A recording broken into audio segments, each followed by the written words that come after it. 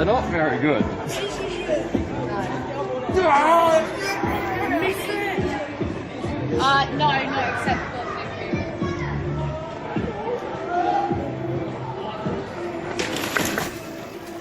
Thank you.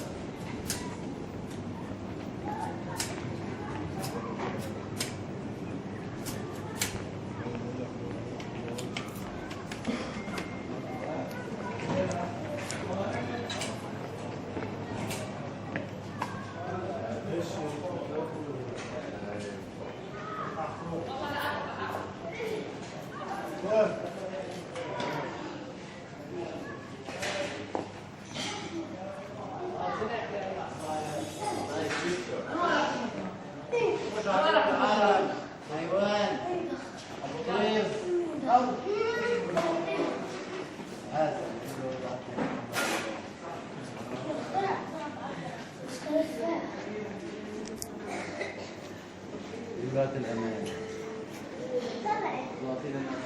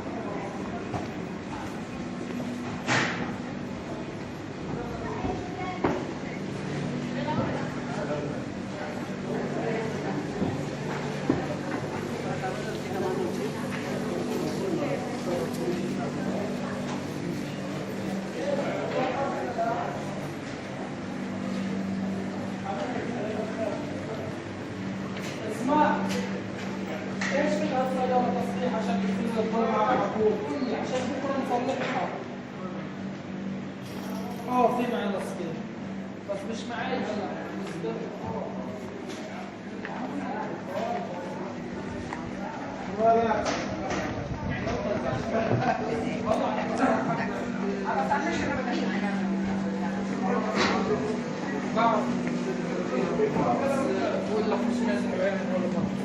لا اول مثل اليوم لا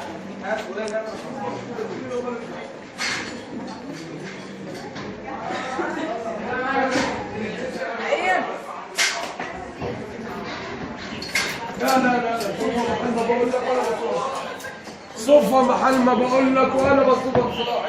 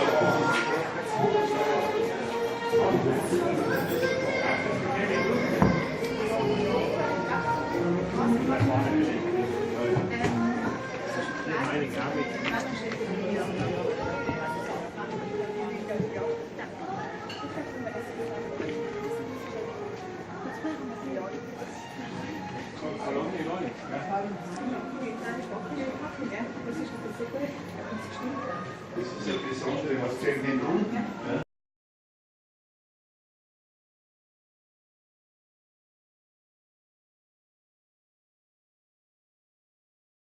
He says we can take pictures, but none of the checkpoints. Okay.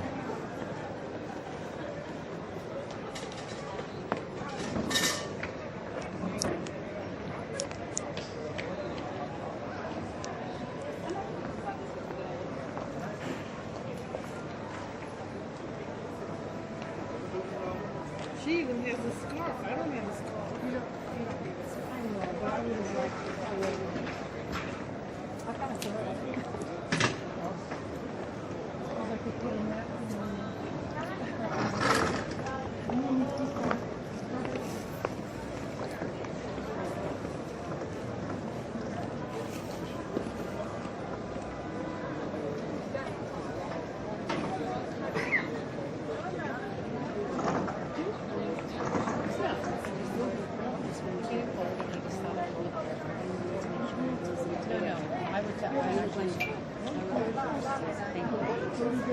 And he said we could use the cameras. Yes. Just don't photograph the checkpoint. The checkpoint.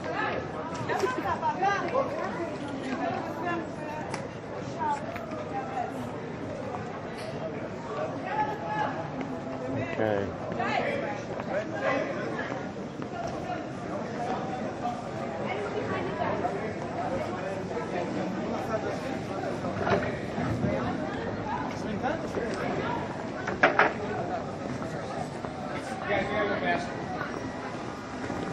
Okay, do you want to go on the tour underground? Because we're probably going to do it anyway. Yeah, we'll do a tour, right? Well, it's not really a tour, but you can walk underground there, so... We're probably going to go there anyway, so I don't know. There's any point. Oh, when? Tomorrow. Well, when they take us, I mean, I can't imagine they're going to take us without doing the underground tour, so I don't know if there's any point in it. Yeah. Yeah, I don't know if there's any point in that. Doesn't this place just rock?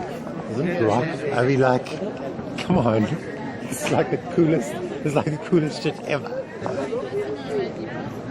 And look at this guy in his hat. I mean, like, what the hell?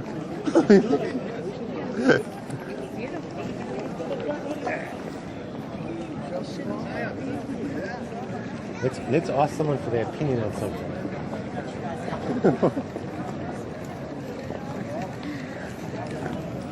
What's your opinion? Where's our group now? Right here. They're taking.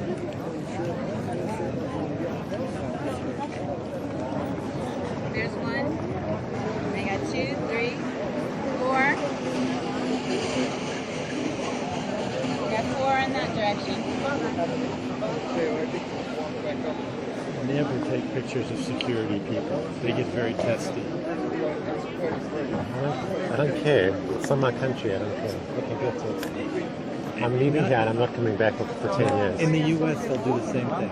Yes. Because there is a concern that you're doing it so that you can figure out a way to go around it. Yes, I got it. The thing is, my video had like a continuity to it. It's like it had me coming up to the checkpoint, and this is yesterday, and then they wouldn't let me take it. But I just wanted, better not take my camera out because it was Shabbat. I mean, they know what pictures on Shabbat. That's why I wanted the picture to continue from the checkpoint on. I wanted the movie, so I'm going to splice them together. I understand your desire. Yes. They don't have a Yes, sense of yes. humor. They don't have a sense of humor. Actually, they do, but not with this sort of thing. Yeah. That's so disappointing.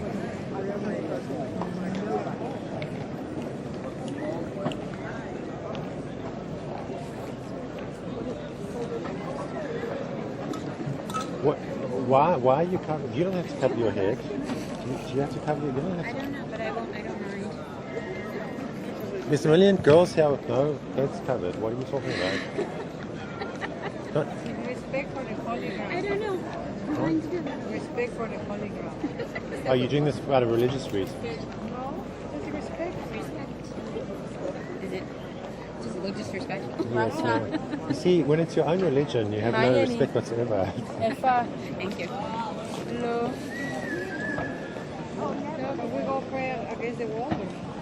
Okay, the girls can go to the right because there's a wall dividing it, so you'll see all the women. So you've got your head covered, you should be fine. You look like a Muslim, but that's fine. Just keep to the right and... what's so funny? Just keep to the right and you'll see there's like thousands of women there. You'll just blend right in.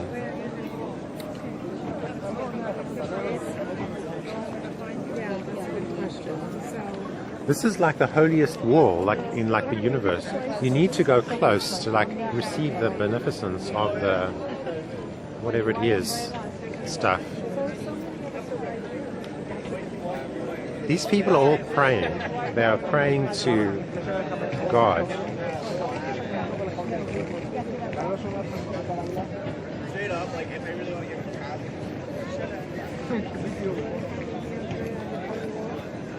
You should go and pray.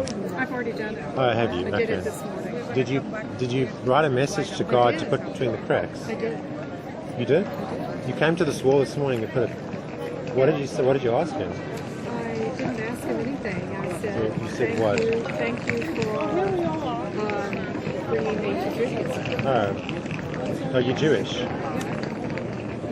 but you weren't born Jewish, so you converted. Why on earth would you possibly have done You that? know, 25 years ago, our yard man from Israel asked my husband the same thing. Yes. And he said, why in the world would you want to be Jewish? Because nobody wants to be Jewish. Everybody hates us. Not everybody hates us. Yeah, so I mean, more importantly, Jews hate themselves. I mean, that's why would you want to bring that upon yourself? Because my husband... Some Jews don't hate themselves. Well, they have Jewish guilt. They always being terrified of not being better, which is All right, like the we're same going thing. to, ladies are going to the ladies' thing. I've already been. We're going to meet back by this umbrella. Okay. Everybody's going to gather by that umbrella. 5 minutes, 10 minutes? Whatever. Yes. So he converted 20 years ago because his grandmother... So you're not recording this, right? No, it's pointing over there. Okay. Yeah. But you're not recording it either. Well, I'm recording it, but Yes. I mean, I'm not. Nobody can see your face. Oh, okay. grandmother was Jewish, but his father, and it was paternal grandmother, and his Yes. father was not raised Jewish. Yes. So he was raised Episcopalian, but he always felt Jewish. And so he converted 20 years ago. And I didn't convert until August the 25th of this year. I converted. Did you convert Orthodox or Reform? Conservative. We Conservative. go to a conservative synagogue, and I've gone with him for 20 years since he And what does he converted. feel? What do the two of you feel the benefits of having converted are? To feel that I have a faith. I never felt that I really had a faith before. Well, okay. But you were a Christian before. You just didn't feel that Christianity. No, I didn't ever feel that I was So now- really. so what I is it- didn't really ever buy that whole thing. Oh, okay. Yeah, So you feel that like Judaism is it? it's yes, I can relate to it much better. I grew up around a lot of Jewish people in Houston. You too. I went to a Okay. Houston Okay. high school Okay. that was Jewish predominantly, and I just That's fascinating. I was always, So you feel a kinship to the events of the Sinai Desert. certainly, absolutely. I can very definitely relate to all of the messages of Judaism and the mitzvot, and Oh, it speaks to me that you are focused on the present and what you're doing for this world today. Yes. That's what's important, okay. and not trying to say that I believe in Jesus so that I can go to heaven. Yeah, oh, I see what you're saying. Yeah, You feel that what you're doing you feel that right Christianity now. is self-serving in a way. I didn't say that. Well, putting yes, you words did in my say mouth. that actually, but yes, okay. I could never quite buy the resurrection. Yes, All the Jewish. but you story. can buy It's the just- Moses splitting the Red Sea. I believe in miracles. That's true. Okay. Just like Dennis, I believe in miracles, and I really Christianity has done so much for the Jewish people, but So- I like the focus on today and how we're treating each other, and Yes. all of the just the messages that I recognized in our kids' high school. It was always the Jewish folks who were teaching their kids about charity and volunteering, and it just seemed, I thought, gosh, why are they, Being terrified of not doing enough. What? Is that what you're going to So ask? you had a totally different experience as a Jew. No, look, the whole thing is that Jews grow up with an intrinsic instinct that I'm supposed to be better than I can be. It's not taught, it's genetic. It's well, maybe it is taught a little bit, I don't know. But I mean, it's called Jewish guilt. It's basically saying, whatever I'm doing, I'm not doing enough. I could be doing more. What's wrong with that, though? Shouldn't we There's all nothing be wrong with striving? that. I wouldn't say there's anything wrong with that, as long as you're aware of it. It's when you're not aware of it that it's a problem. Because if you're following this imaginary path and you're not aware that you're constrained by that, then you can become quite pathological about the whole thing. I can see that. I can see that. And it depends on how it was transmitted to you. And I think that because I was raised in an environment and raised our kids in an environment that I want you to be happy above all other things. Yes. And yet I feel badly that I didn't instill in them enough of the doing for others. Oh. So it's hard to reach a balance. So how do you know that you've done something for someone else? How do you know that you've done something and not for a self-serving reason? No, how do you know that? No, just for self-serving or not for self-serving. What is your metric of having helped someone?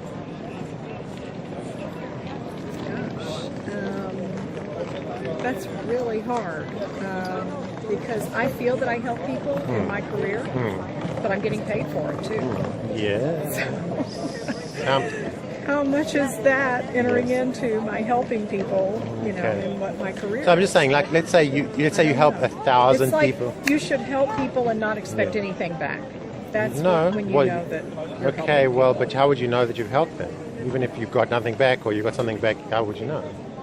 I mean, let's say it's like 1,000 people and you help them all 10 units of help.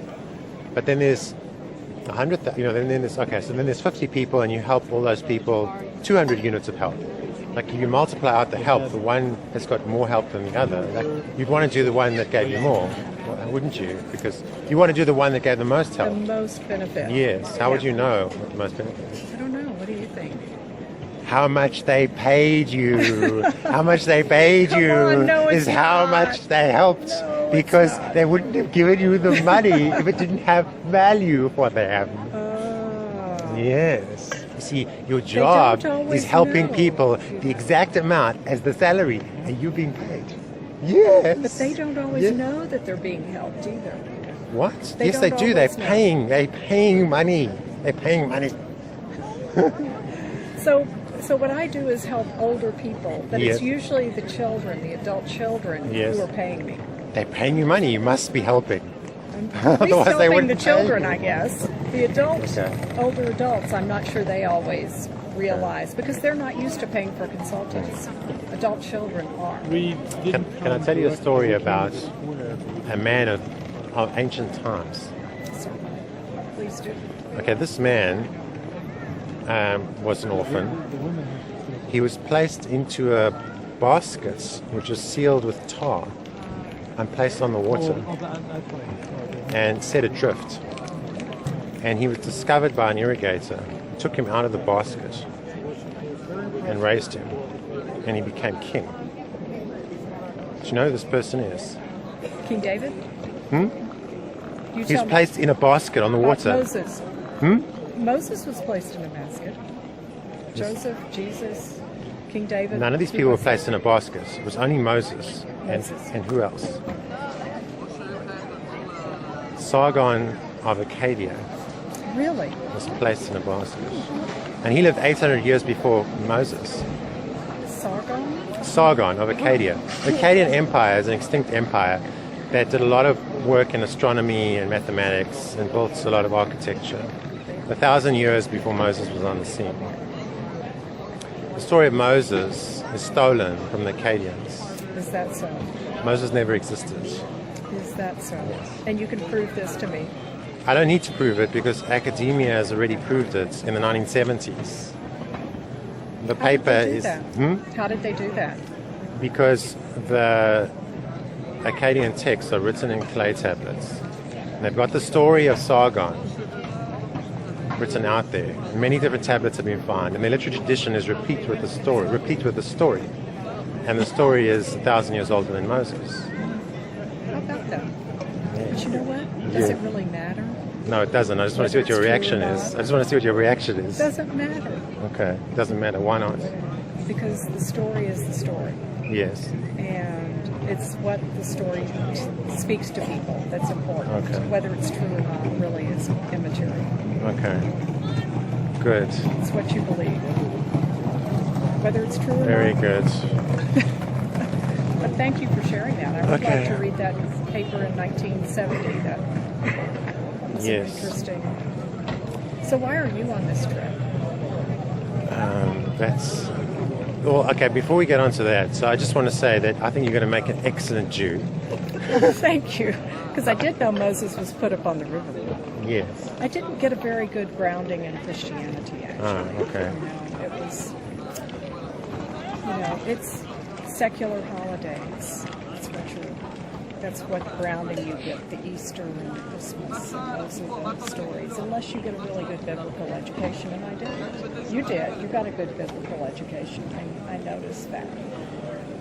But anyway, I think I will make a good Jew as well. I think I am a good Jew. You didn't hear me tell your husband, did you, that when Dennis said, that he had Christian envy, I had Jewish envy. Did you? Because I went to school with mostly Jewish kids. I don't know how many bar mitzvahs I went to. Right. And it was just, and my favorite author in 7th and 8th grade was Chaim Potok. All that, My Name is Asher Lee. Yes, I also read that stuff. But you weren't a 12-year-old girl reading it. Well, actually, I read it when I was 14. Actually. There you Are you go. Catholic or Protestant? It was a set work. It was a set work book at our school, Was it? and it wasn't a Jewish school. It was a Christian Well, this government wasn't, school. and this was not a required book. It's just I knew somehow, I knew people So that did were you have the reading. experience when you turned 13 and 14? All of the Jewish kids started Absolutely. going in their direction, and we started, and I was totally left out. I wasn't invited to any more of the social Of the events social events. because it was like there was a split. Yep. Felt you were excluded. I was furious. And Yes. look at you now. Back Do that song? Back in the. How do you like me now? Look, It was I interesting. mean, As soon as he said that, I was like, wait a minute. there is a palpable sense of they are not us in Judaism, and it kind of worries me because I mean it creates anti-Semitism. And I mean I'm concerned. I mean I don't. But the point is that I don't actually get on so well. I mean I get on better with Jews. But I mean, I actually don't know a single Jewish person in Dallas. I do not speak Really? to a single Jewish person. And it's not like there's a shortage in Dallas. No, I just don't have any connection. Well, don't you think it's partly the Jews do not want their children to intermarry? They want their children to marry other Jewish. I don't think it's conscious. I think just like Jews, they're like, you know what gaydar is? Yeah. Gaydar is when gays can like see another.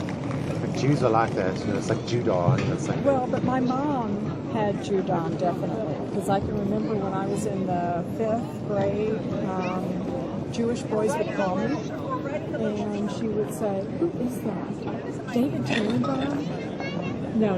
You don't need to talk to him. David Tannenbaum. Yes, she knew he was Jewish. oh I yes, wasn't that's Jewish supposed to surname. talk. You weren't Yeah. supposed to. Yes, okay, because she didn't want you marrying a Jew. Right. Yes. Right. And Well, I you wait- showed her, didn't you? I did. I waited until she died to convert though. So, have you done your 23andMe? I haven't, but I want to. We need Maybe to. you are actually Jewish. You Maybe may actually so. know you have Wouldn't that the be defective incredible? Have gene. you done it? Yes. And what did you find? I'm 98% Ashkenazi Jewish. Are you? Yes. The Ashkenazi, nobody knows this, but Ashkenazis are not from the Middle East. They're actually Italians. It's like so ridiculous. The Ashkenazis look like Italians because they are Italians. Okay, they came out of Italy, they traveled across, and they multiplied tenfold, and they became an Ashkenazi nation, which is half the Jews today. And It's Yochai's wife Ashkenazi is in the Italian, right? Yeah. So it's funny because No, the mother. people, The mother. Jewish people say they get on. I've heard Jewish men say they get on well with Italian women. It's like ironic. How about that? It's not ironic. Why might that be? Yes. So it's Reminds funny. him- It's like reminds him of Rama. I'm 1% or like a 0.5% from the Middle East. I have no connection to this land whatsoever, genetically. Yeah. And how did you get to? You're from South Africa. Yes. And how did your parents get there? Well, my great grandparents were from. Well, they were from Boston and mostly from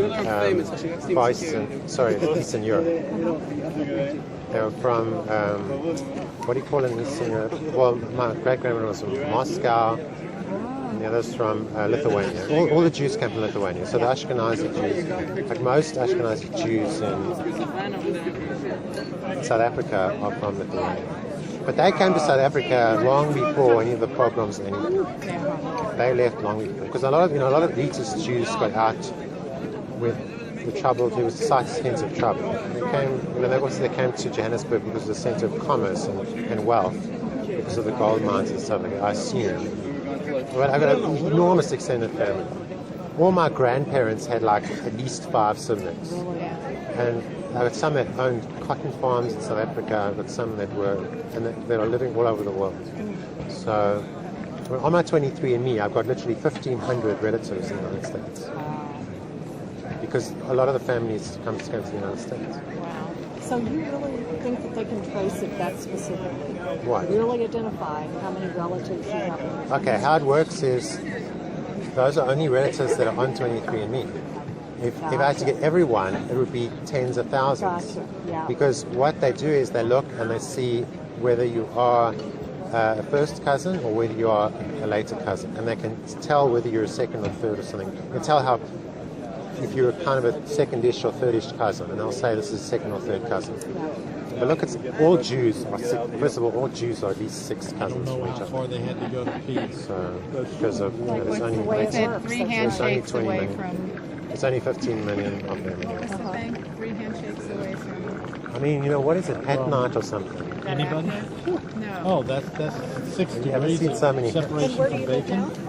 Yeah. So he said Dallas. all Jews are 6 degrees of separation from all others, right? Yeah. Yeah, I think all Jews are like 6, 7 cousins.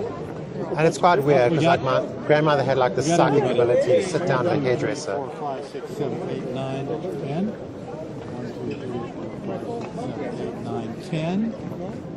What? We have 10. We have a minion. We have a minion. Minion is 10. As long as females count. Oh, I don't. Sorry. As long, and we count females. We're those ugly Americans. No, they had to look at me. Okay. shall we go, This has all been fascinating. Everybody's going this way. We're gonna have to follow. We're going to follow. Okay. Wait. I want to take the guys down there. What? I want to take the guys down there. Oh, you want to take the guys down there? Just quickly. Okay. Okay, Go so down there. Jump is down about halfway. yes, they do.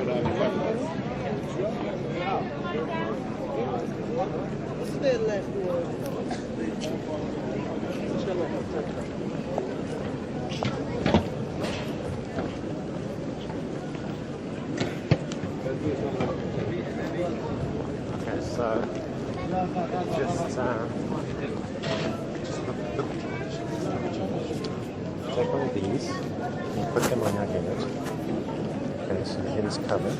And then you just got to keep your head still because otherwise they fall off. Where's that other guy? Maybe he doesn't want to come. So I'm going to very stealthily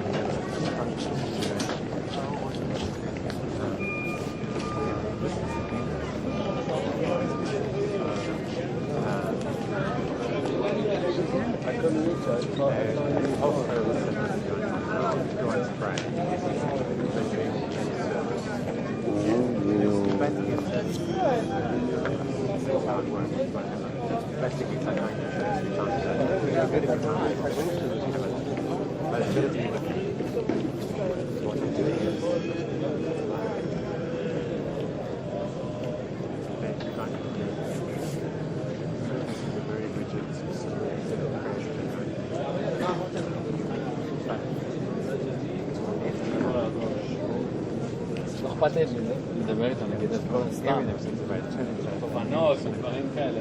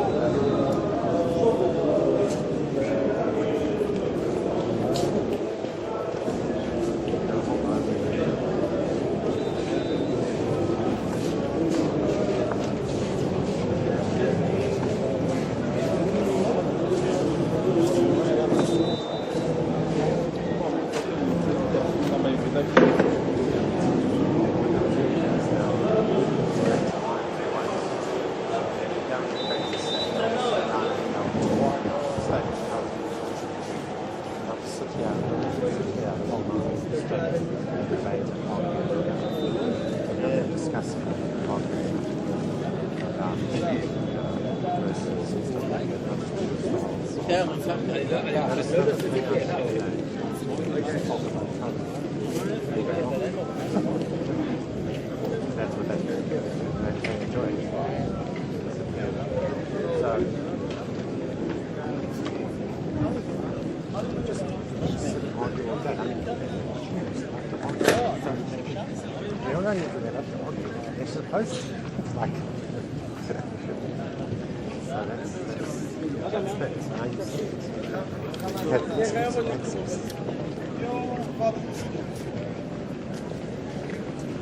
You have now gone to the country.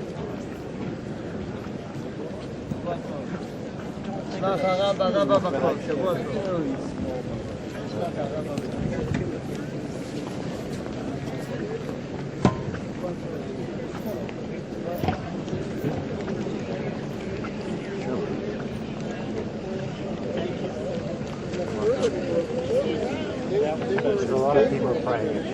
Yes. It's very crowded. Did you get up to the wall? A new synagogue. Oh, they did. They just found it. That's right. Well, kind of. You're going to go through the tunnels and you'll see all the stuff tonight.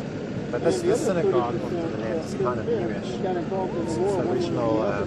You can go in as well. You can go to the. I actually came here on a Jewish Federation trip in 2000. So we actually got to go All right, where are we going? for like a service here at the hotel.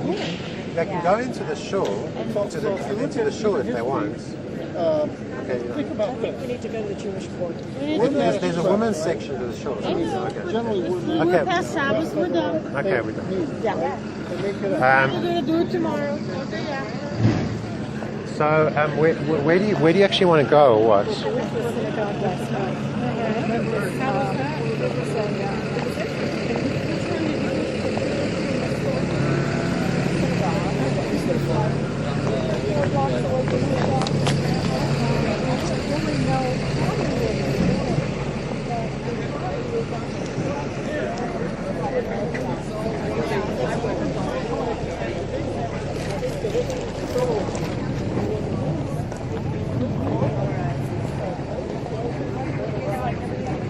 Well, we can go out the way we came in. Yes, those dark cabins. Dark, very dark.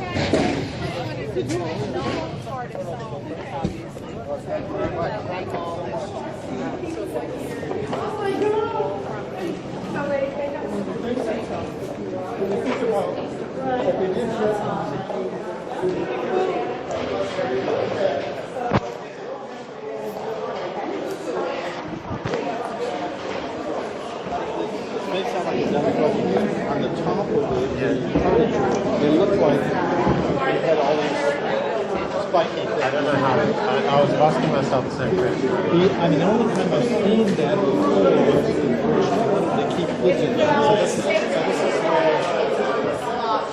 This is the underground thing that they've excavated. We're probably going to go in there. I think I've been in there. I think because I came here about 25 years ago. We went into a new excavation around here.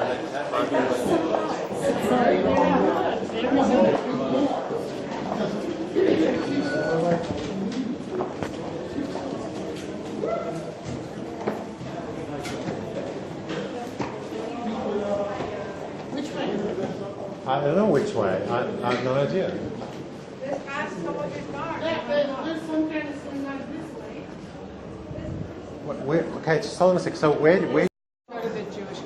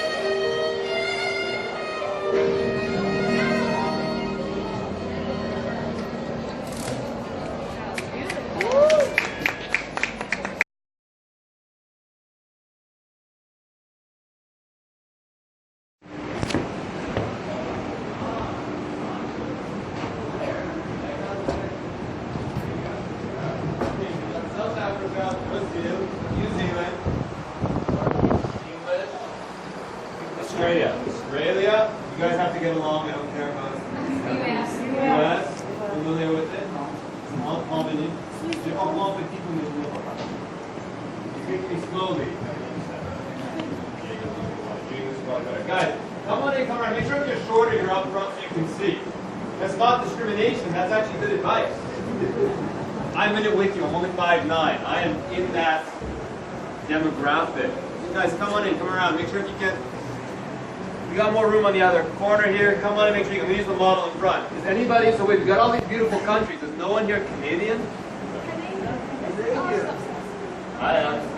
But you haven't been living here. Vivian, you're the Vivian. No. This is to your benefit. I'm a dual citizen, I'm Israeli Canadian. And that means that English is at the very least a good language, or at least my mother tongue. So if you on an English tour, at least that I can speak English. But if I'm talking too fast, or my accent's too weird, or whatever, you can't hear me because of the fans. Slow me down, let me know. Ask questions whenever you want. We're going to do this for about an hour. We could spend the whole night here, we wouldn't be finished. So if you want to know something more, ask me. Guys, again, you don't take a half step back. I see people in the back can't see. Come and sure you can see, guys. Come on in. Ask questions, take pictures, feel at home. My name is Dave. You can call me Dave because that's my name. Have any of you ever been here before, to the tunnels? Yeah. When were you last here? 10 years? 8 years and 4 years. What? 8 years and 4 years. 8 and 4. 4 is borderline. We opened up this part 4 years ago. We used to come in further down from the side, which means half the old people here haven't seen it. There's stuff inside that's been changed as well in the last 3 years. Nothing crazy, but you're going to notice things that will kind of throw you off. That's what makes this site confusing. Because look, the main event is the entire length of the western wall of the Temple Mount. And that's not hard to get. I'll explain more, we're going to get up to it, but you're going to know what it is. The confusing thing is there's 2,000 years of building covering up the wall, different time periods mixed together. We're still excavating, so the site changes year to year. I'm going to build you up the city right now. I'm going to show you where we are. I'm going to get us from ground zero to the temple to today. 3,000 years of history, 3 minutes. Ready, babe? Here we go. That's Mount Moriah. That's the desert. Welcome to Jerusalem. Take away all the building, it's mountain and desert. That's the city. The original city, 3,000 years ago, is the slope south of the Temple Mount. In real life, over there, outside the old city walls. The old city walls are 500 years old, so if you go earlier, it doesn't line up all the time. The real old city, the real one, that way. That's King David, the guy I'm named for. Little known fact, he went by Dave as well. His son, that's not factual, no? Okay, his son, King Solomon, built the first temple. The model is not to scale, but it is good enough. It shows you roughly where things are, where they were. The temple's facing west, the city's down south. Over the next couple hundred years, the city grew onto the western hillside. We've covered 500 years. First temple era Jerusalem. That's destroyed by the Babylonians. That could have been the end of the story, but it's not. 7 years later, the exiles return. Ezra, Nehemiah, Zerubbabel, and they rebuild. The second temple, though, it's not the same as the first. People are coming back fast because they're being sent home. Babylonia has been taken over by Persia. Persia runs the empire differently. Go home, run your little countries, give us taxes. It's a very cosmopolitan way to run an empire. It's studied outside biblical history. The Edicts of Cyrus is one in the British Museum. What it means practically is you get home fast, but you don't have money, you don't have power, and the second temple's not as big. It's not as fancy. It's good enough. But you know, in the back of their minds, they're thinking, when we get the opportunity, we're going to renovate it. So we're going to fast forward again. Persia, Alexander the Great comes by, Babylonian dynasty erupts, and we jump 500 years right to the Romans. So the king is local, but he answers to Rome. The king's name is Herod. People always get that one. Somebody does, because he's famous. Herodes, Herod the Great. Herod's famous for 2 reasons. One, he's a psychopath who kills off all his political rivals and his own kids. I don't encourage you to behave that way, but it will get you in the history books. Miriam killed that one too. He had a bunch of wives. He killed that one. That's your name? You're not named for her though, right? There's other Miriam. You're named for her? Because you know Miriam is also the sister of Moses, right? That's the better one to be named for. Yeah. You don't need the eternal strife. Go for the good ones. The other thing that makes that's forever. The one I'm just kidding around now. The second, this is not part of the news, this is me having fun. The second thing Herod is famous for is he built half the tourist sites in the country. I mean, Masada, Caesarea, Herodian, I'll stop there, there's over 20. The Temple Mount renovation, here he goes all out. Because to make the temple bigger, he ends up redoing the entire mountain. I can do better than this. Stay on the screen. It is 10 years. It's 10 years to renovate the temple. The south wall with the columns, they're working on that 60 years later, the royal portico. It's decades of work. 10,000 workers, according to the historian Josephus. The only time Herod ever gets a compliment in the Talmud, in classic Jewish literature, he's not a well-loved king. He's a violent psychopath who works for a foreign power. They give him credit for this. The line in the Talmud is, if you never saw Herod's temple, you never saw a beautiful building. That's written by people that hated it. And I gotta tell you, this is the biggest, most beautiful version, but it doesn't last that long. The second temple's up for 500 years. The renovation, 74 years after Herod died, was destroyed in the Great Revolt against Rome. Here's the question. What's left behind? What? I can't hear you guys speak up. The Western Wall, good, correct. And? There's other things in the city. I'm talking about the Temple Mount. The Western Wall, you're right. The Western Wall, and the South, and the East. It's not all original. But there is original stone all around it to different degrees.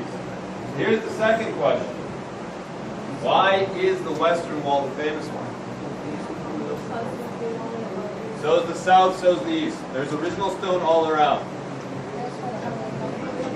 You're right. You should yell it out. Closest to the Holy of Holies. Bingo. And I'll show you because I can.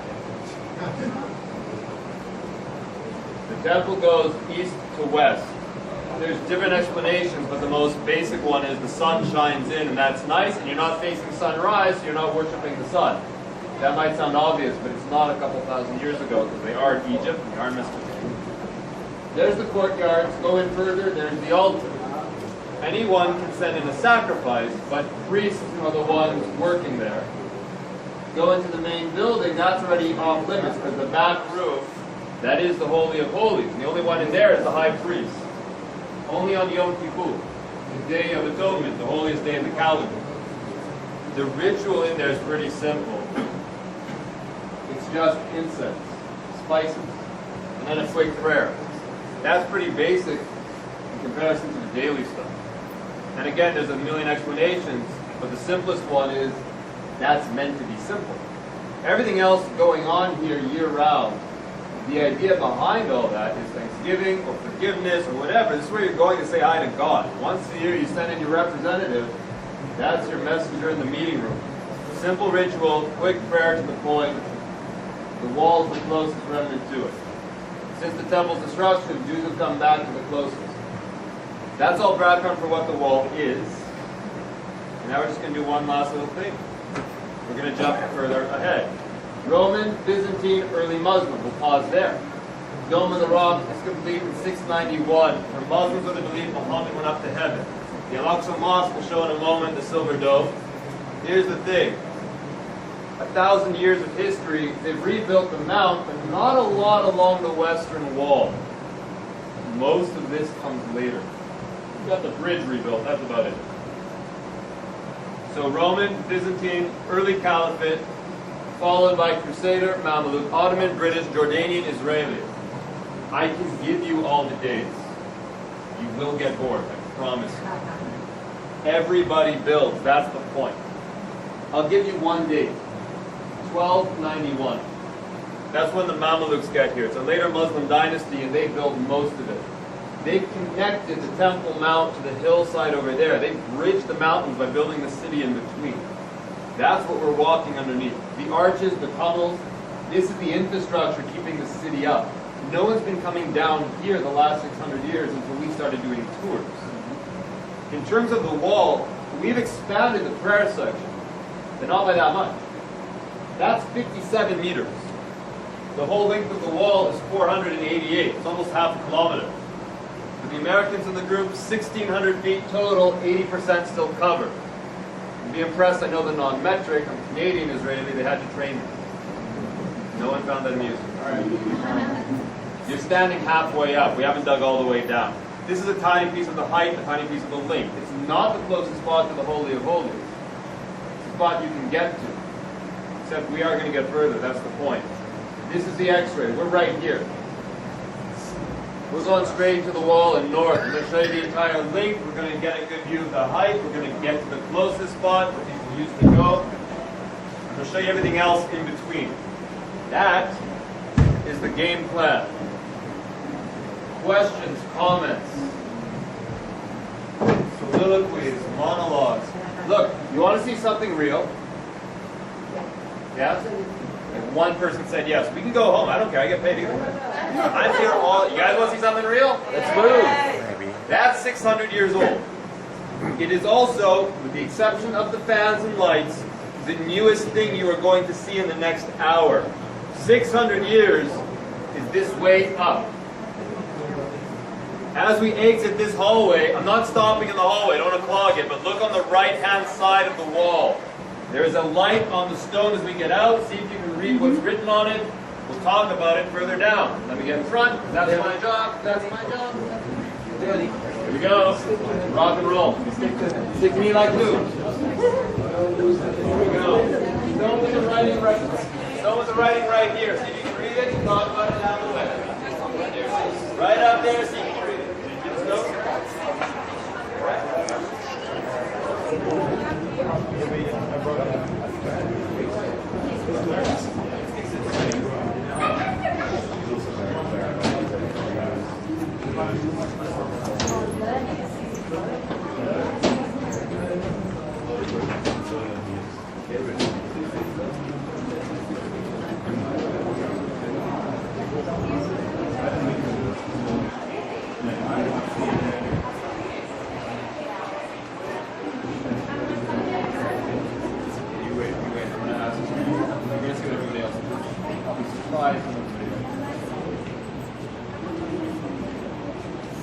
Come on in.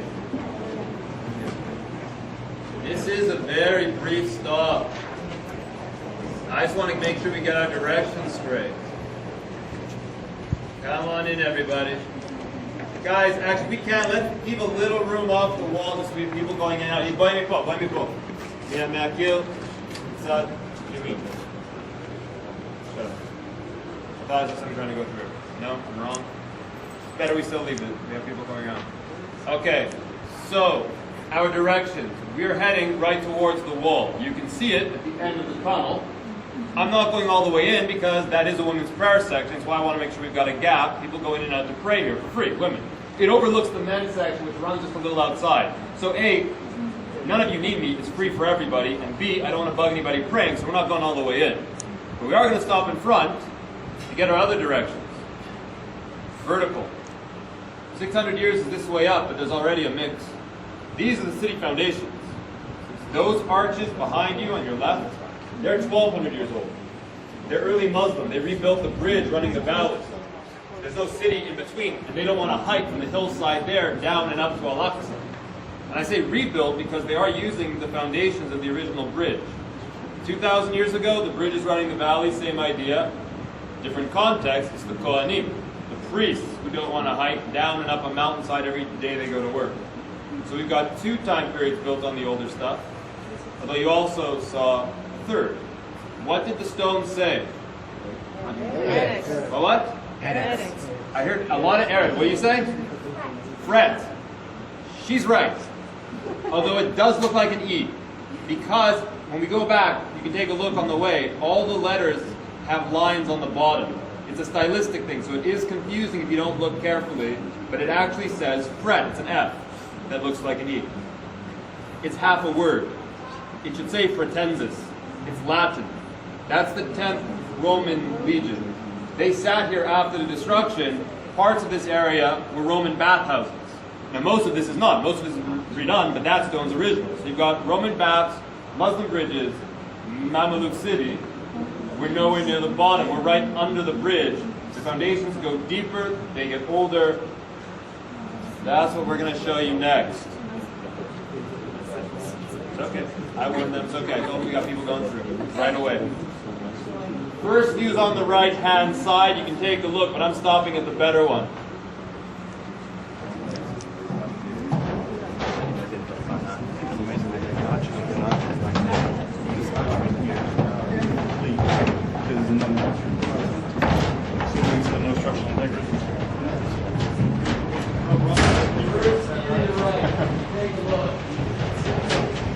Got a better one coming. Take a look on your right.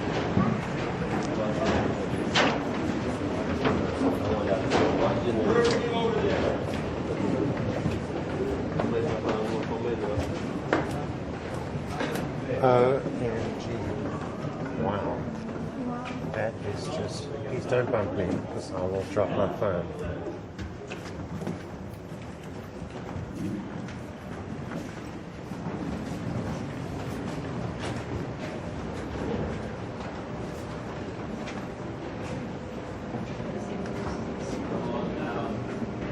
We've got the window, we've got the balcony, you can take a look. That's about 14 meters. Yeah. Depends. 1 to 4 meters. That is totally awesome. Come on down.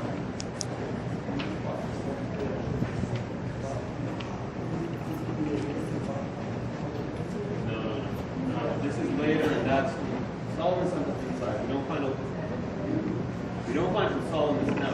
Time period, we have found other places that has been made of eroded. 1 or 2 exceptions.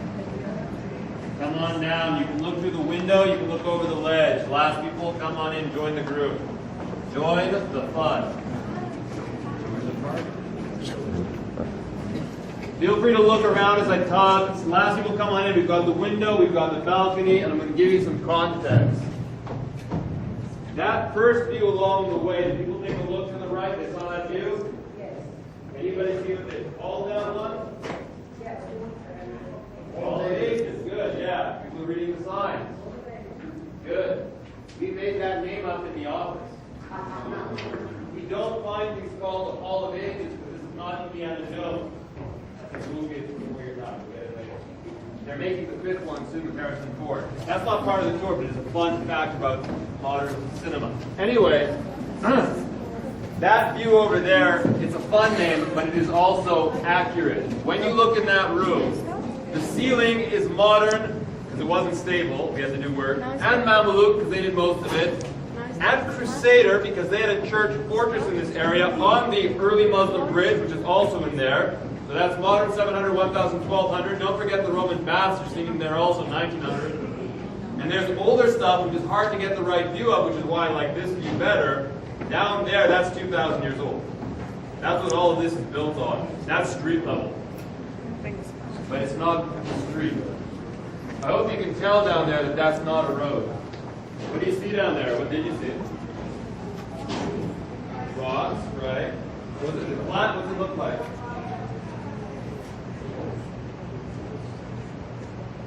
Better answer the words are coming, George. Help her out, guys. Well, what did it look like? What does it look like? Flat? Storage rooms. What? Storage rooms. Don't guess what it is. What does it look like?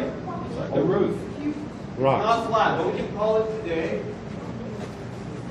Steps. Thank you. Thank you. Swear to God. Guys, people always over-guessing. Just don't step. That's all I wanted. You're already guessing what it is. In a way, it's storage, but it's not actually for things. It's a collection of water. There was one thing everybody had to do before they went into the Temple Mount. Purification.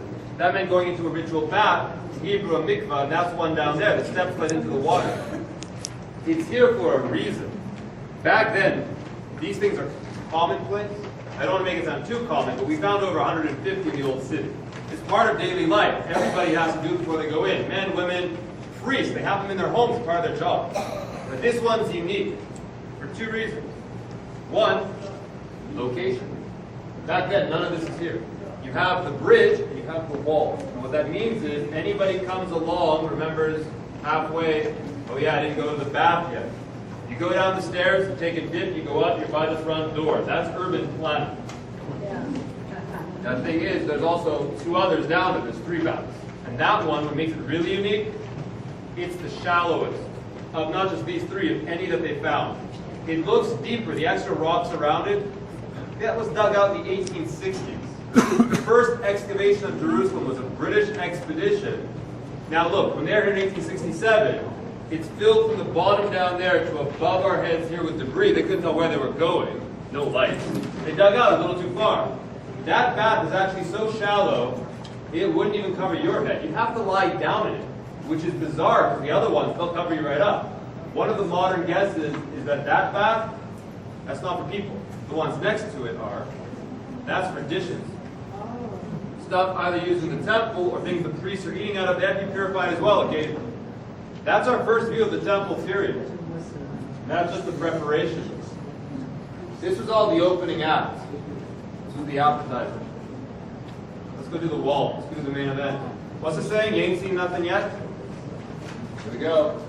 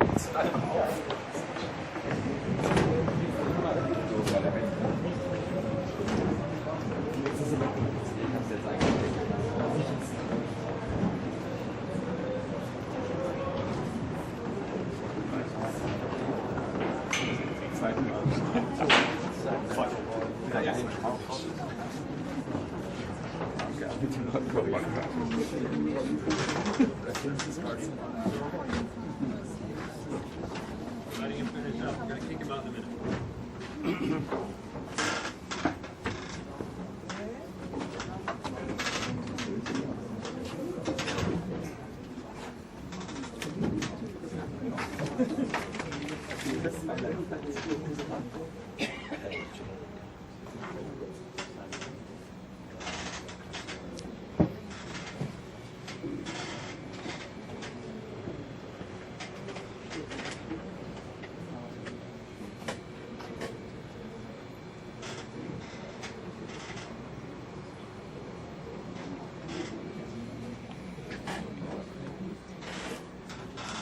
Just so you all understand where we are.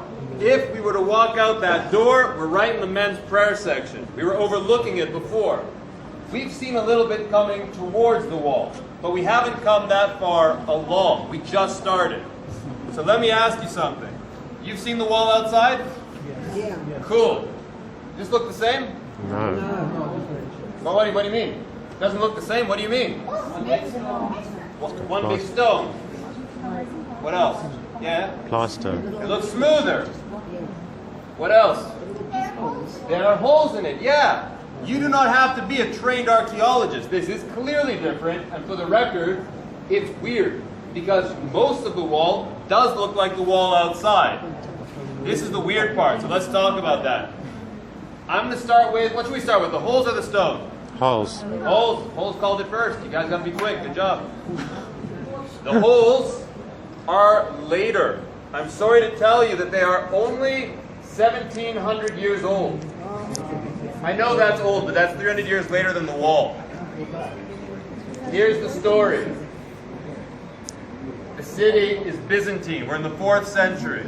The Byzantines decide this city needs another pool. Think Roman bath, call it a Byzantine bath, same thing. Do you guys like Roman baths? I don't care, doesn't matter, you're in one anyways. There's no effect.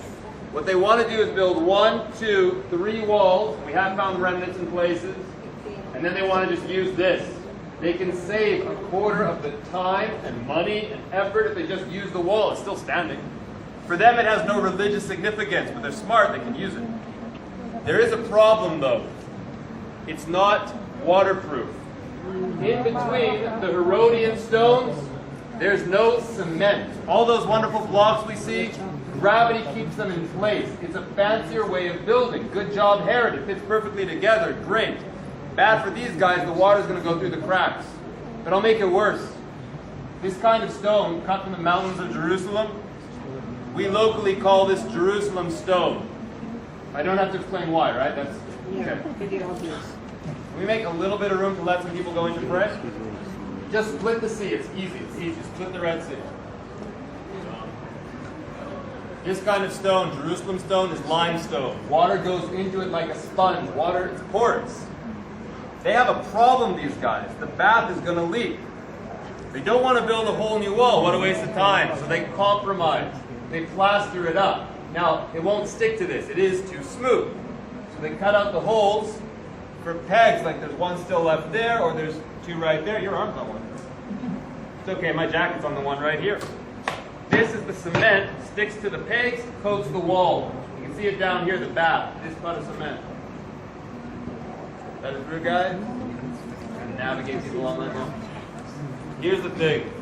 They've gained another benefit. They haven't just waterproofed. Right? Parts of it have fallen away. We excavated a bit off. But they've anchored it. They've anchored it onto the biggest blocks. They've done it here on purpose because of the other thing you noticed.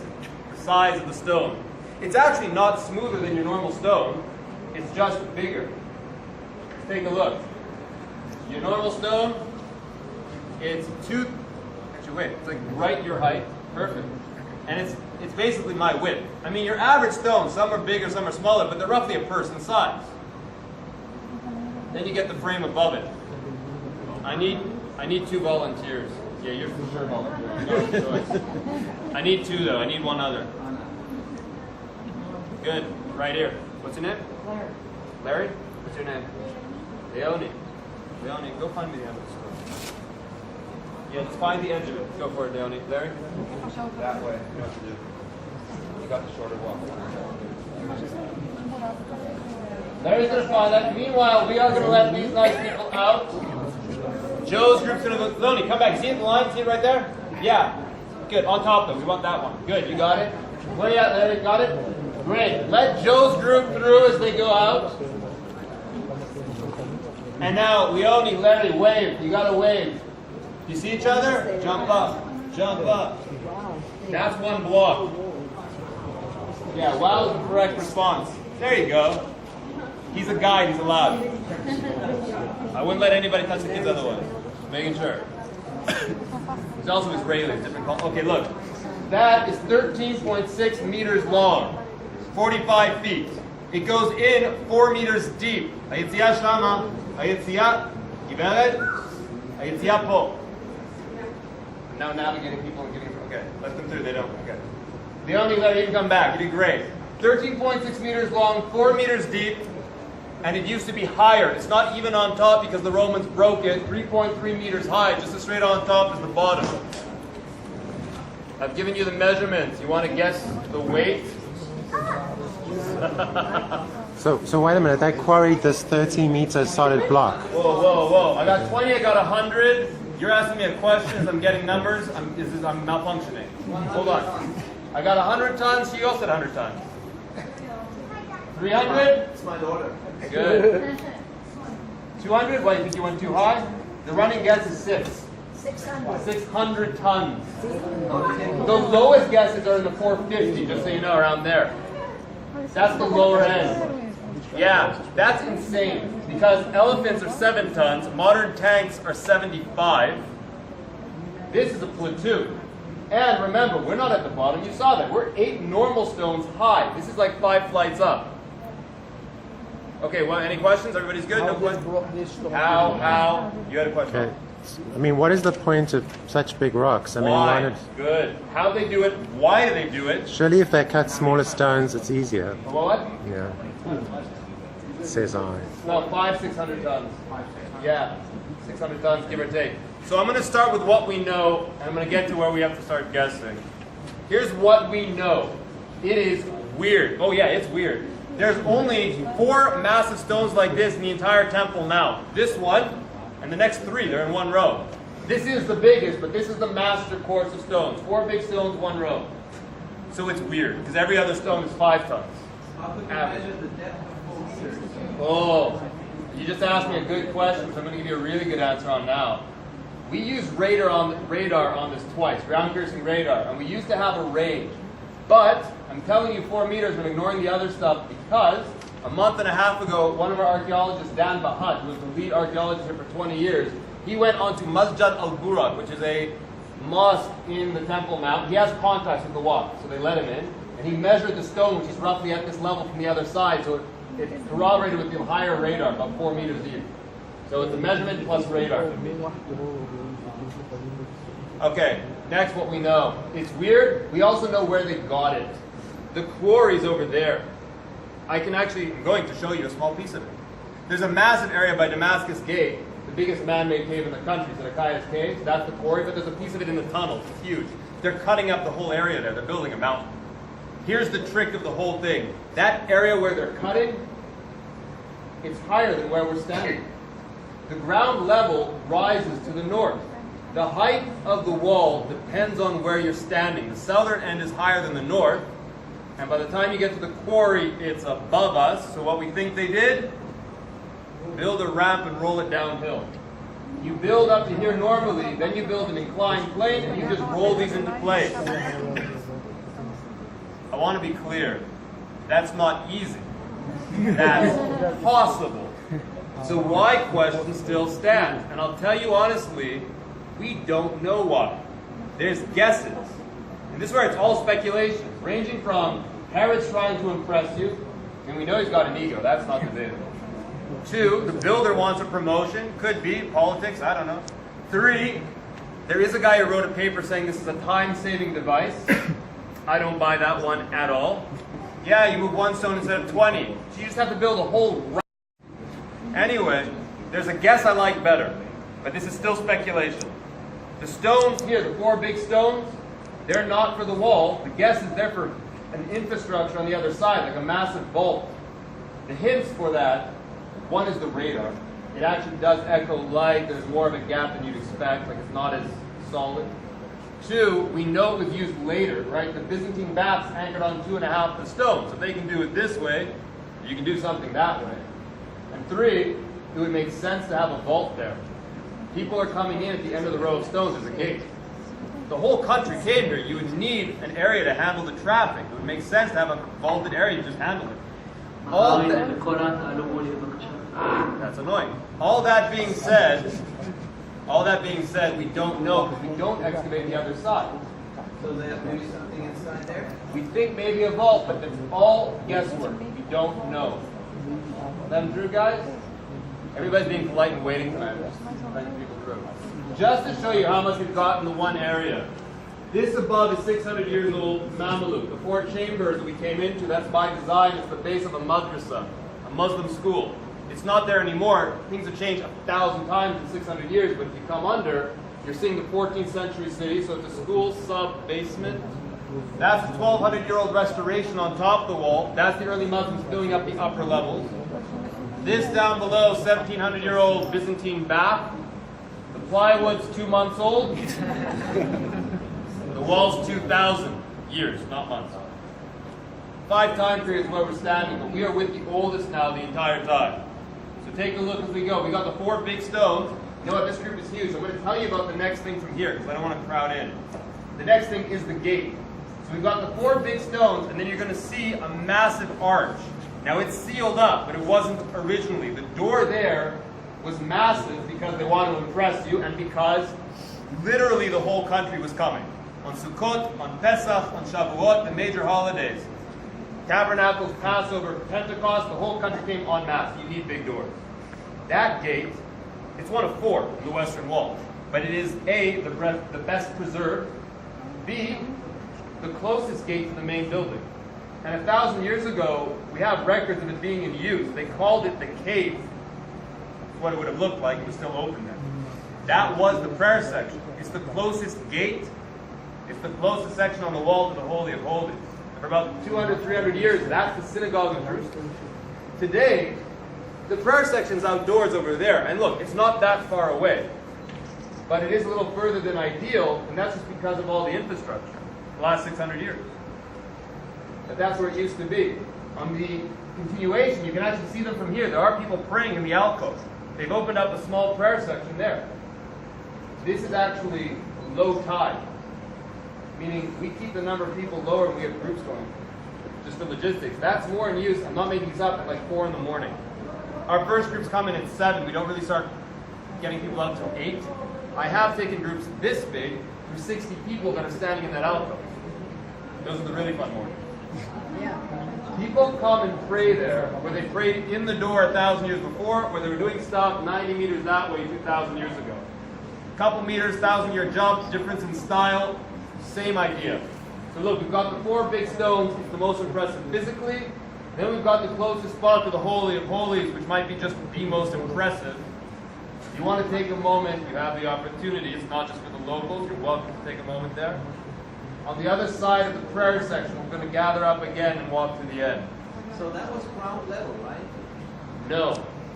Yes and no. Ground level really is 8 stones below. The gate, we are at the bottom of the gate, but there would have been a way up to it. And then you'd be going in and up onto the Temple Mount, because the platform is actually above. Because the peak of the mountain is where the Holy of Holies of the temple was, and we're not there. So you'd have a way up to that gate, you'd go in and up onto the platform. And honestly, in the temple period, that's not that important, this gate, because you go around in the courtyard to get to the courtyards of the temple, which are on the eastern side. This is a lot more important after the destruction, because it's the closest spot along any remnant to the Holy of Holies. I thought it was the wall. The wall is the closest remnant, but that's the closest spot on it. The prayer section today, it's a couple meters off, because in the last 600 years you couldn't get in here. So they continued building on top, on top, on top, on top. Yeah.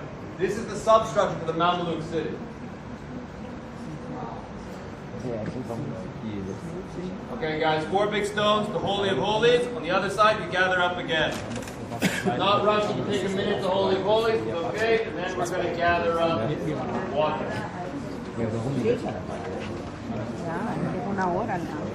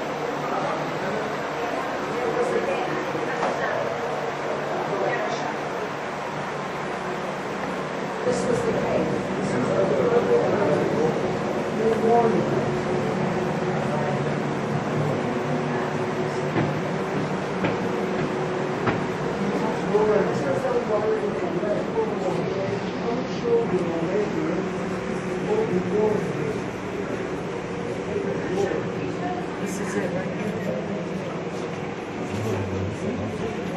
No, no, this is correct.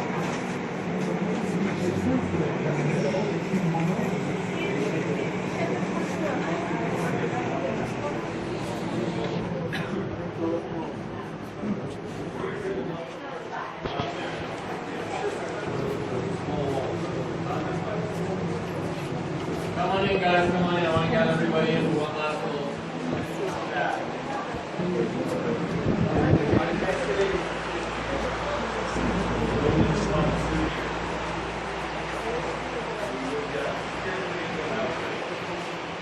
That gate was actually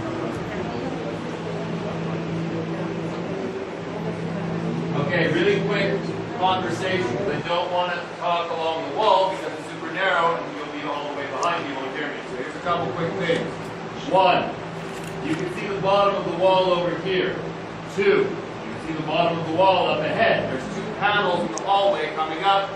We are going to walk over them. They will support your weight. People always freak out about this for some reason. Okay, do not break. Do not worry. Don't freak on me. They break like once a year. Don't worry about it.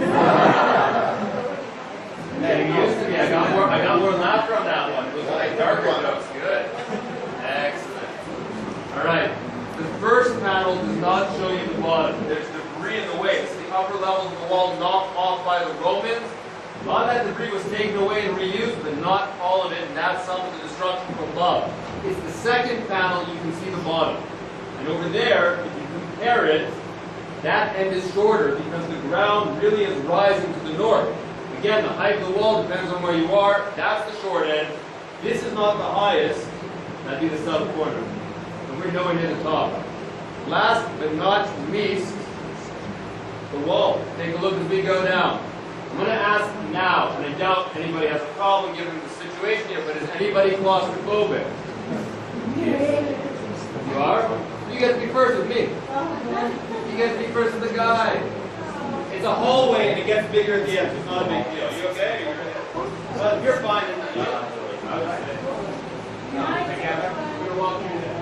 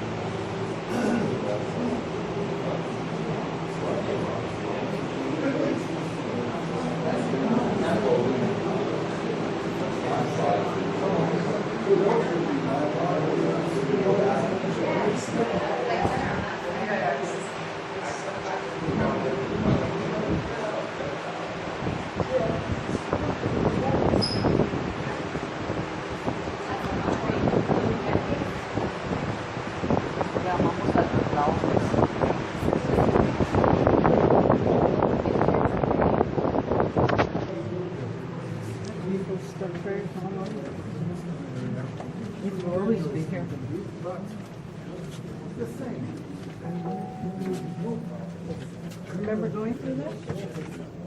I don't remember going through that.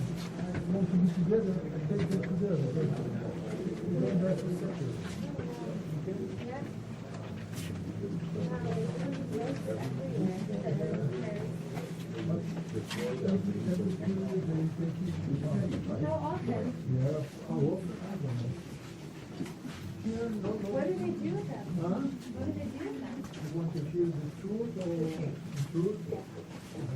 Really? Just in garbage bags. They don't even like burn. It's not holy, no. It's request, right? Let me bring the water.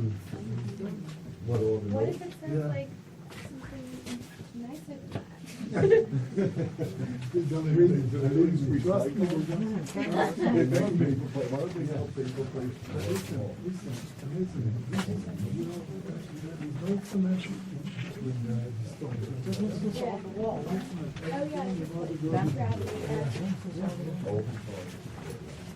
Oh my God. Oh, you like the panel? Yeah, this is the part that creeped me out last time. Look, it could crack at any time, so I wouldn't walk on that. Seriously. Yeah, that's the part that creeped me out last time. Be careful. Like the transparent bridge that Yeah. goes over in China. Yeah. recycling out.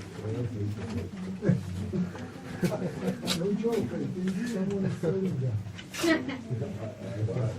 I wouldn't be surprised.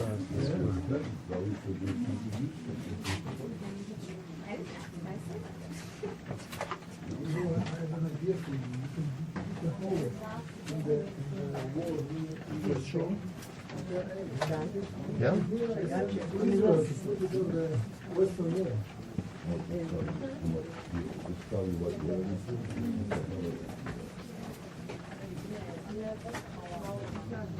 Yeah. It's amazing that they were able to do something. You understand we are going out to the cold.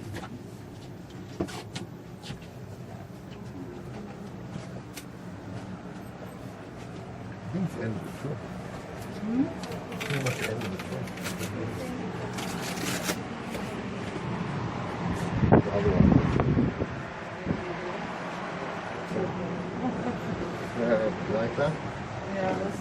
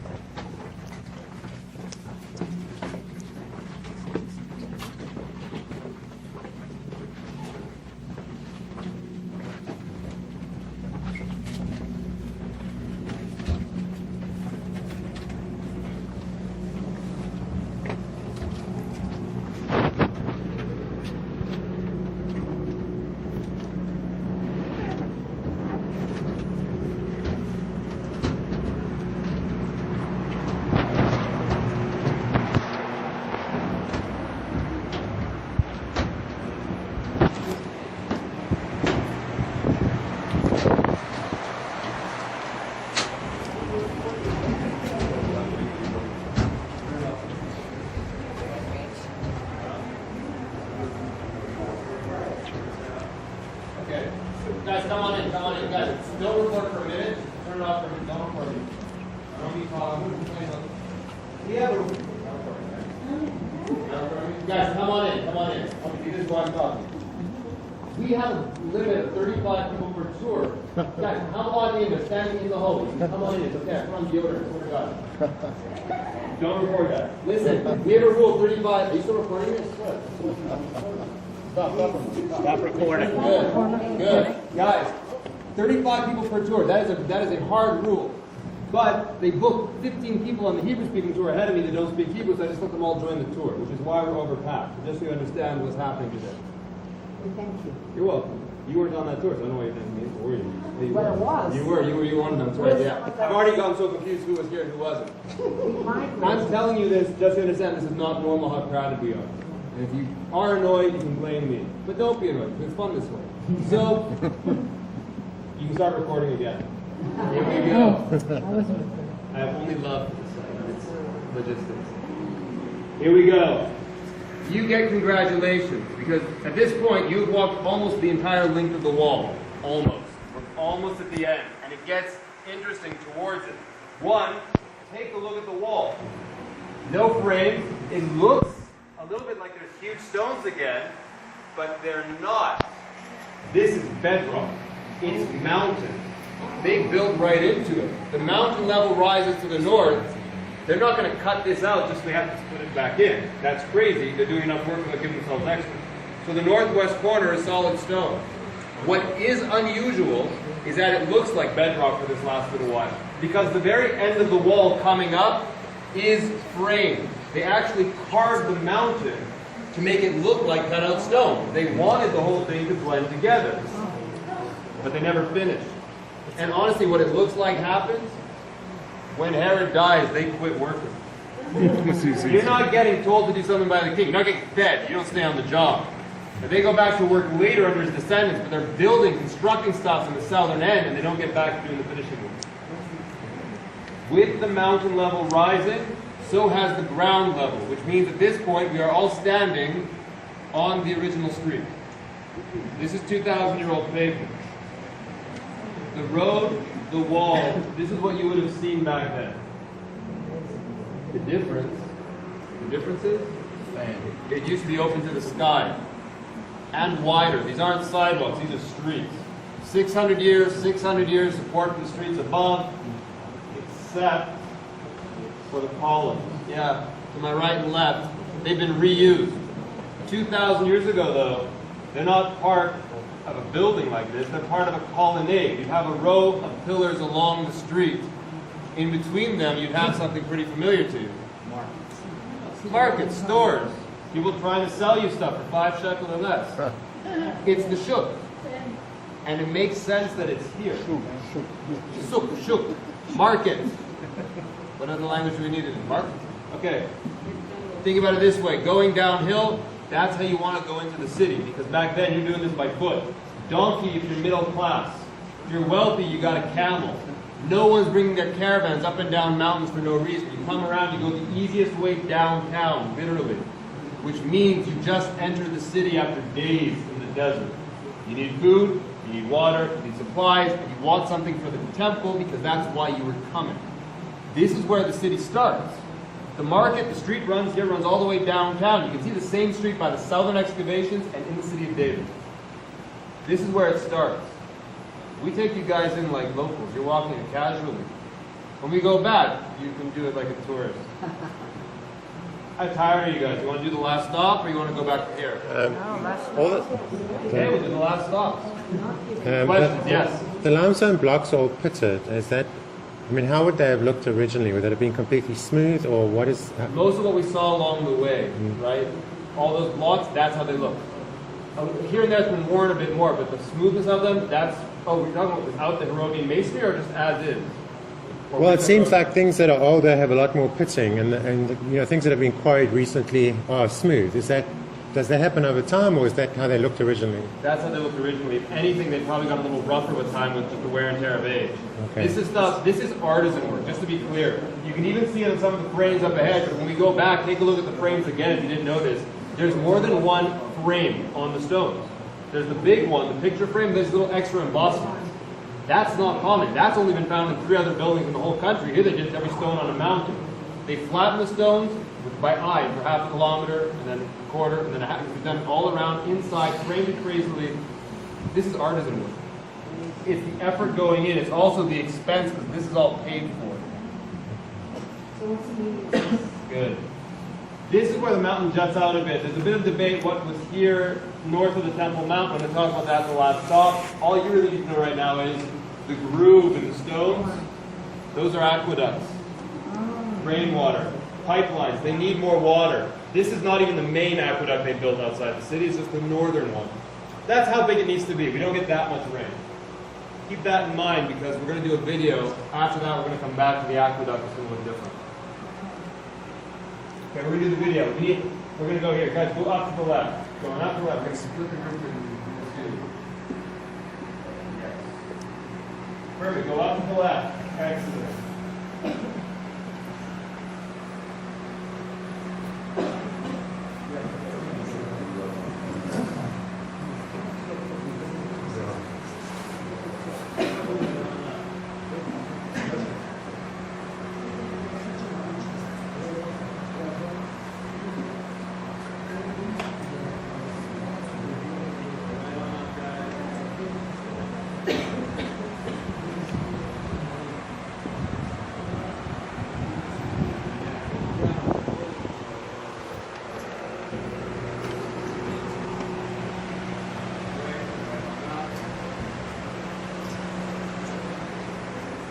Brought a couple more people up there, so we've room in the bottom. But I have put 50 people up there before. I've done it. Don't pretend there's no room. You know that you're big.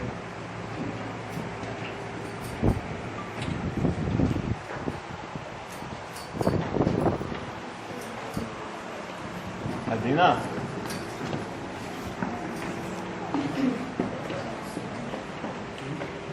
Adina, up to the other. Keep it snapped up.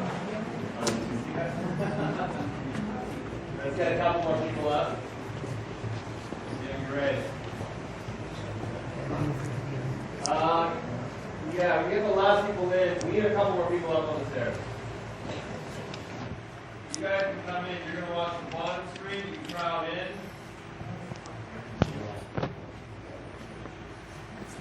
Good. So you guys can all come in and you can see the bottom screen. You guys can see the top screen. Got it, you guys. Got a bottom, got a top, 2-minute video on construction.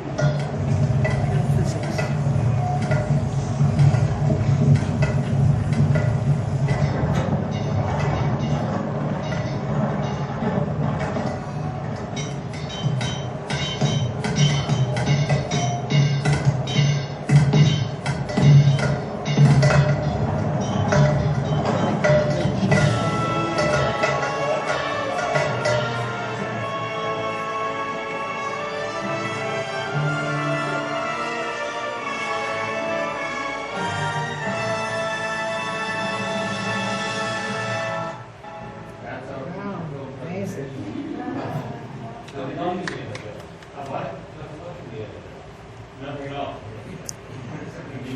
The story is John Williams. So the reason the video is here, construction, is because down below, that is the tip end of the fort. So we're going to show you a small piece of it. That's it. That's unfinished stone. Stuff they didn't need, they didn't get around to using, but that builds everything else.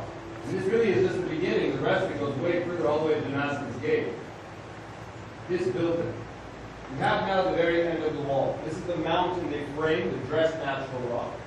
The next stairwell, that's the end of the wall. We're leaving the Temple Mount. We're going to go up into the aqueduct. Except the part up ahead is quite a bit bigger than that little groove. That part there is a natural canyon in the mountain. And they were using it, they tinkered with it a little bit, and they had to bring rainwater down from the city before Herod. It predates them. It's older than an aqueduct, it's older than the wall. It's the dynasty before. It predates them by about 130 years. The Hasmonean dynasty. The story of Hanukkah, the book of Maccabees. This is what the kids did. And that's the last stop.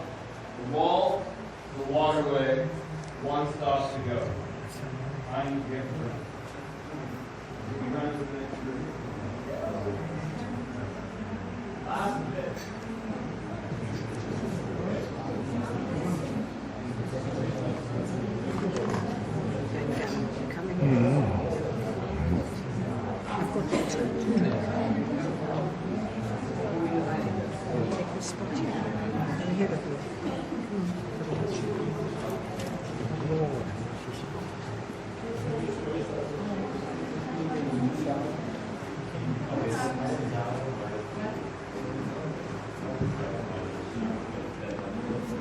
can see the blocks. When you go down, you can see the blocks. See the blocks? Coming out of the rock.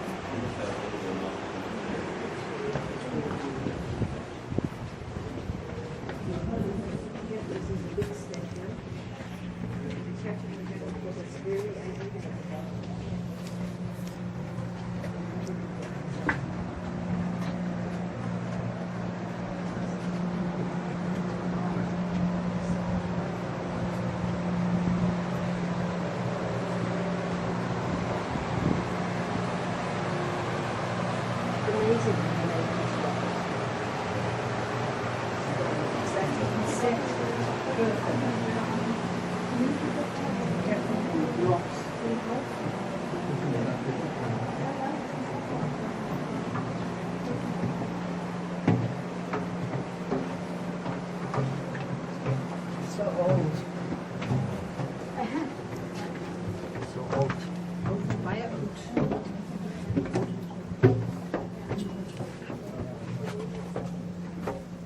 Careful of your head, because there's a low spot in here coming up. Got your exercise for today, Stairmaster.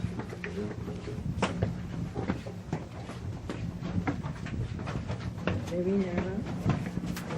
Careful. Hold it to the left. Big step.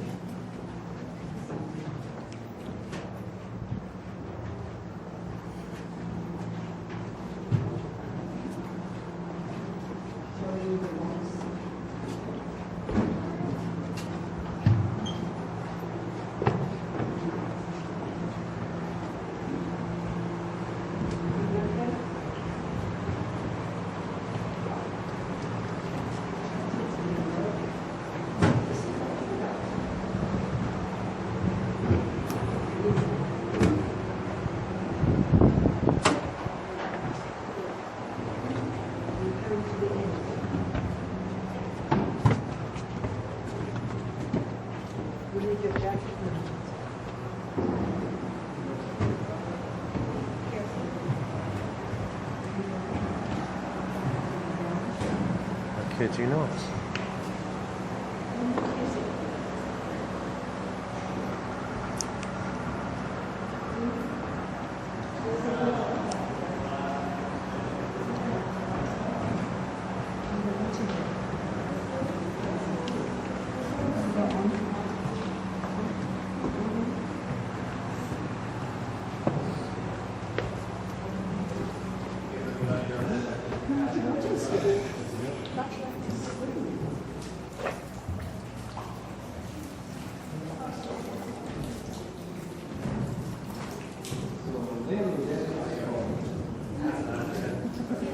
Don't drop anything in the pool. That's not advisable.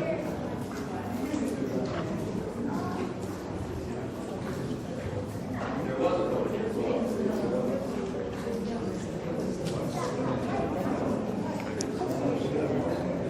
Come on in, last people. I like doing this room backwards.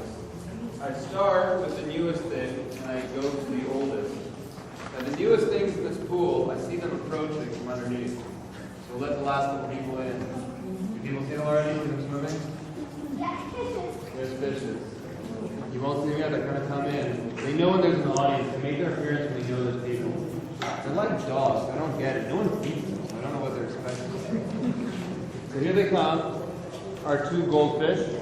Everybody here should already see them. They're right under the arch coming in. I see it. I know you see it. They should also see it. So we've got two goldfish right under you. They're coming in. Yeah, Here they come. There they go.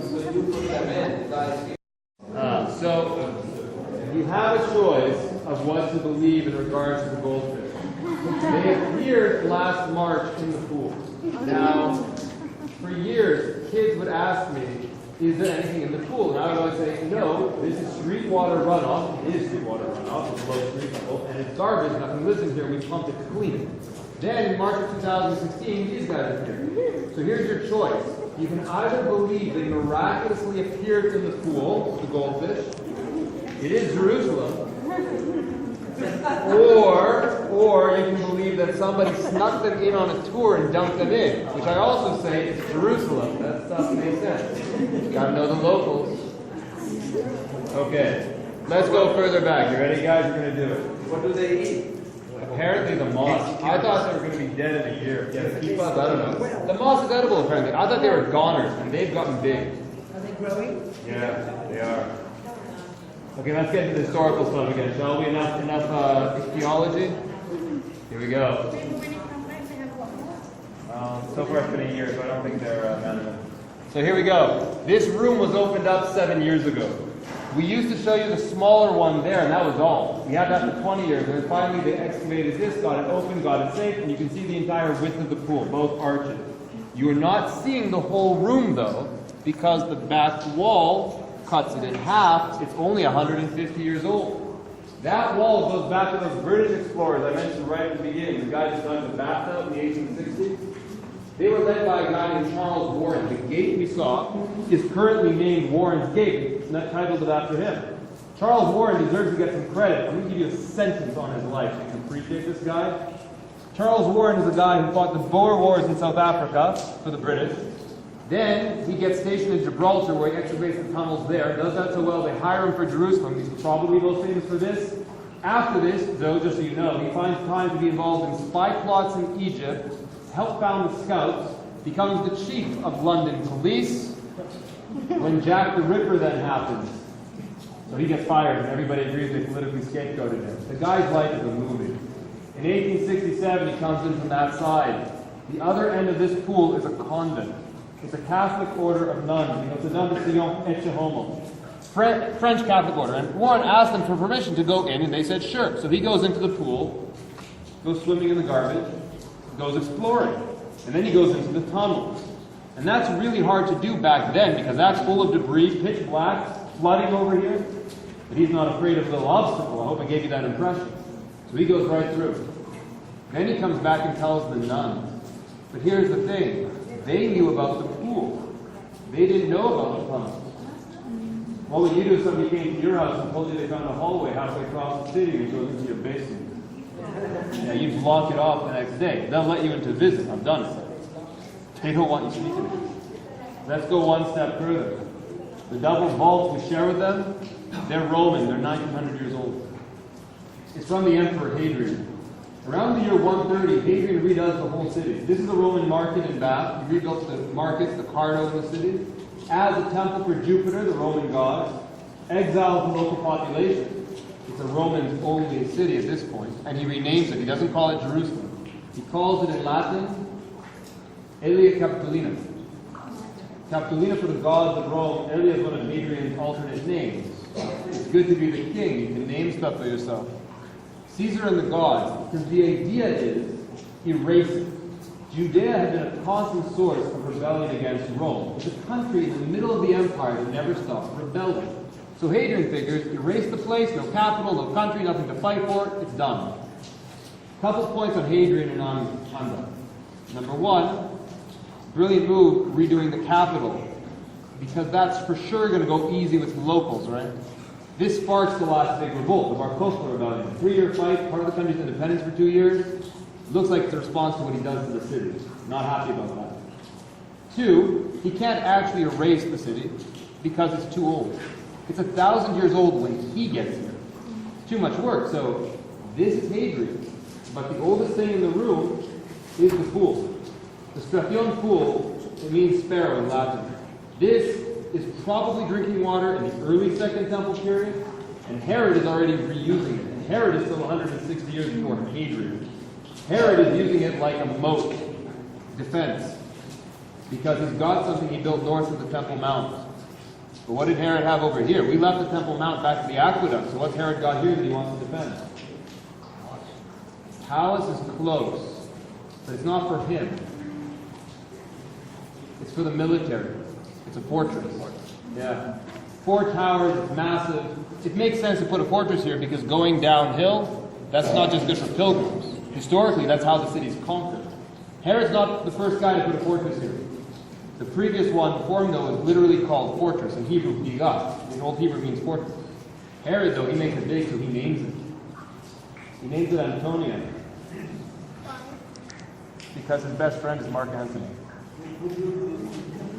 Sorry? The pool itself looks like it's earlier. It might even be somewhat natural. They might have repaired it afterwards. This is probably some Hadrian building. Huh? Herod also. Herod is using it as a moat for the Antonia fortress. What you're saying, right? That's named from Marcus Antonius. It's named from Mark Antony. In the civil war in Rome, Antony famously rules in Egypt with Cleopatra, but also in Judea. And he's a buddy of Herod's from earlier. They were political allies, and the fortress is named for him. People often don't know that. I ask all my groups, no one really gets it. People forget about it, and the craziest thing is that half my groups go to the Via Dolorosa first, the stop of the cross, which is the first station. And 9 times out of 10, people think Antonia is one of Herod's wives. I couldn't make that up if I tried. It's weird because when you tour around the world, places like this are the main event. And you'll for sure know who it's named for. Guys like Antony. In Jerusalem, though, it's secondary. And don't get me wrong, it's fascinating. But it's dwarfed by what it's sitting next to it.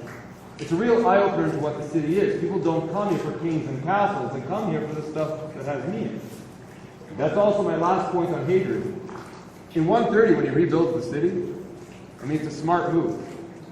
It should work. Don't get me wrong, I'll put my cards on the table. I'm not in favor of that. But it should work because around the world it does. Places get repaved over, renamed, and that's the end of the previous place. Today, you can go to Istanbul, you can't go to Constantinople. New York is not New Amsterdam, and those are the places where you know the original names. Here, it's the complete reverse. People don't call it Area Capitolina. Most people don't know that name unless you're a tour guide. The city's still called Jerusalem, the most visited site in it, and in the country, the Western Wall, the remnants of the temple. Hadrian missed the point. You can redo all the bricks, and that's not what really makes this city. People go to the wall for more than the stones.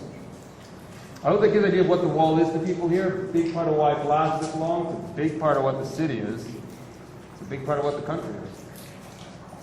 And I'd like to end on that note. So we can open it up to last questions, if anybody's got.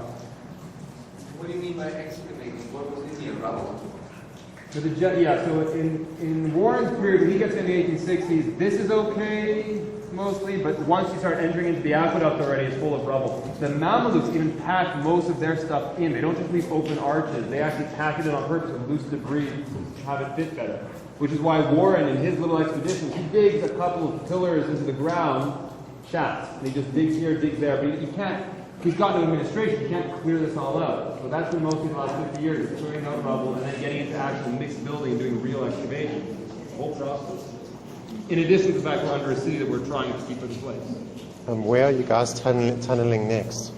We are currently, we've been digging the last almost 3 years under the prayer section right by the mikvah. In the last 2 years there, when digging, they have found extra levels of the wall. They're planning on going through the second Temple Street because over there it is 7 feet above the ground. It's elevated, so we think we might find First Temple era building, which we have found in that area.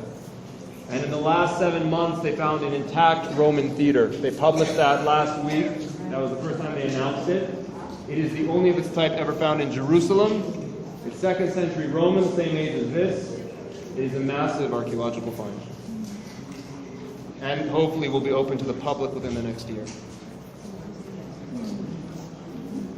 Guys, I don't know if the exit is open or not. So I am not going out the exit. They should be closing up about now, launching it. I probably won't have an escort. I'm not walking in the dark in the Muslim quarter with 45 people to get lost. So, if anybody has their guide here, if anybody knows where they are when they exit, you exit here right by the Via Dolorosa, first, second station by Lions Gate in the Muslim quarter. If you want to go on your own, you are welcome to. I think the gate's still open, but if you don't know where you are, I'm going to get to the front. We're going to go back inside the way we came. But it will be faster because I'm not talking. And if you have more questions, ask me at the exit. Ken. אני אישית? לא, יש לי 100 אם אתה רוצה. לא יודע, 100. אני מתחיל קורס מורה דרך עוד שבועיים. קורס מורה דרך עוד שבועיים.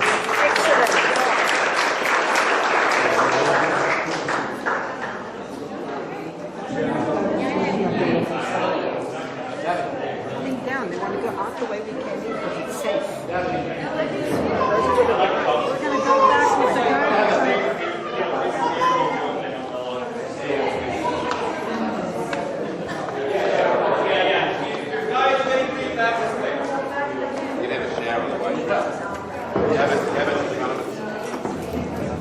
I'm going to get to the front of the group.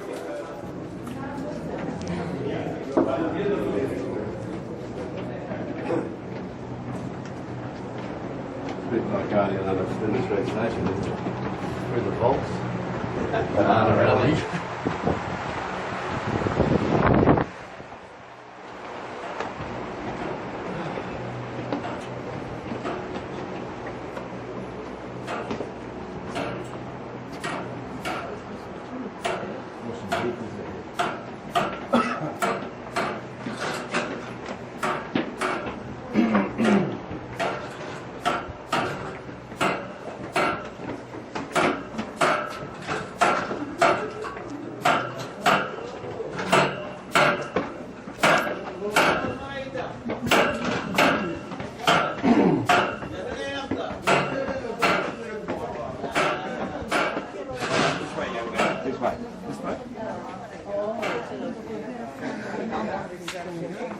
You getting done with the 6:45, so. Yeah, I know.